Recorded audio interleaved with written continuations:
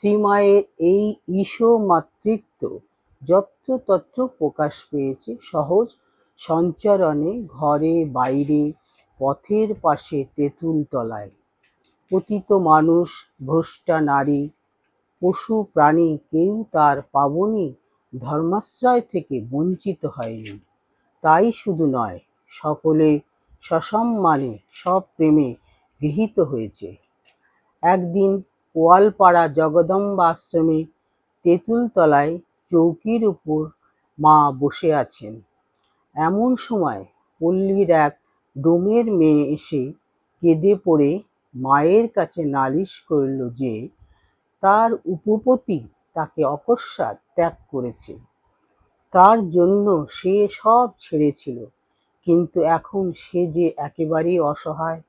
মেয়েটির দুঃখের কাহিনী শুনে মা ডোমটিকে ডাকিয়ে এনে সস্নেহে বললেন, ও তোমার জন্য সব ফেলে এসেছে। এতদিন তুমি ওর সেবাও নিয়েছ, এখন ওকে ত্যাগ করলে তোমার মহা অধর্ম হবে, নরকেও স্থান পাবে না। এক নিবিড় তিমিরাচ্ছন্ন গৃহে ধর্মের কি অভিনব অনির্বাণ সোনালি আলোটি জানলেন মা। পতিতা ও ব্যভিচারিণী ধর্মচ্যুতি থেকে রক্ষা করলেন। শ্রীমায়ের কথায় লোকটির মন বিগলিত হলো, তার ধর্ম লাভ হলো।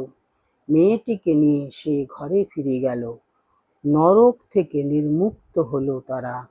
পতিতাকে এমন ধর্ম সম্মান কে কবে দিয়েছে যে অধোগামিতায় গড়িয়ে এসে যেখানেই পড়ুক না কেন, সেখান থেকে মা তাকে সস্নেহে ও সসম্মানে তুলে এনে তাকে দিয়েছেন এমন এক অনাস্বাদিত গৌরব, যা পাপীর ভাগ্যে যুগ যুগান্তে কদাচিৎ মেলে।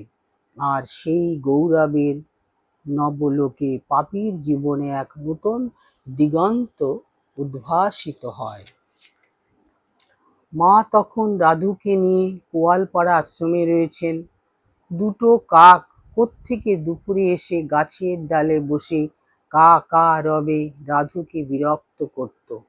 কাকের জন্য জগদীশ্বরের কখন কি ভাবনা হয়, মায়ের কিন্তু হয়েছিল। একদিন মা বলছেন, সেই কাক দুটি কদিন এ সময় এসে ওই গাছে বসে বড় চিৎকার করত, রাধুও বিরক্ত হতো, কিন্তু কই আজ কদিন থেকে সেগুলিকে আর দেখতে পাই না। মা ওই কথা বলতে না বলতে কাক দুটি এসে গাছে ডেকে উঠল। শ্রীমা হেসে হ্যাঁ বাবা বলে ওদের শুভাগমন ও শুভ সম্ভাষণ সমর্থন করলেন।